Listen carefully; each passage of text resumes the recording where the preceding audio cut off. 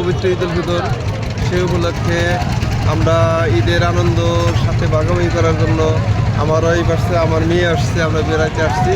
তো মোটামুটি সৌন্দর্য ভালো, এখানকার পরিবেশটা ভালো, তবে নিরাপত্তার জন্য সরকারিভাবে যদি ব্যবস্থা করা হতো পুলিশ প্রশাসনের থেকে, তাহলে মনে হয় আর একটু ভালো লাগতো আর কি। ঘুরতে আসার মূল আকর্ষণীয় হচ্ছে এই যমুনা নদী।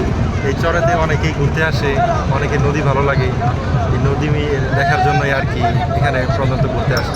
যমুনা নদীর তীর হিসাবে জায়গাটা খুব জনপ্রিয় হয়ে উঠছে।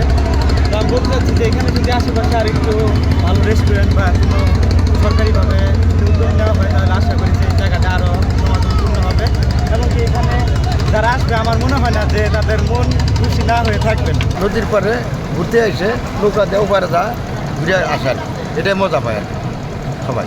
শান্তি শৃঙ্খলভাবে উপভোগ করতে পারবেন নদীর পার।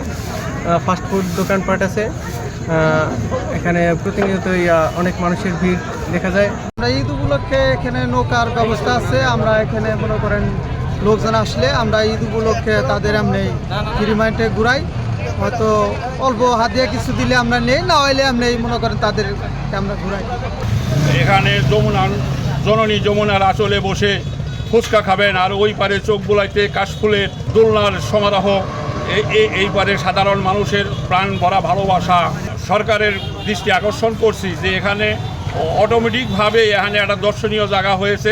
যদি সরকারের হস্তক্ষেপ আমরা কামনা করি, এখানে সরকার যদি সহযোগিতার হাত বাড়িয়ে দেয়, তাহলে এখানে একটা দর্শনীয় স্থান গড়ে উঠবে এবং সরকার এখান থেকে রাজস্ব পাবে।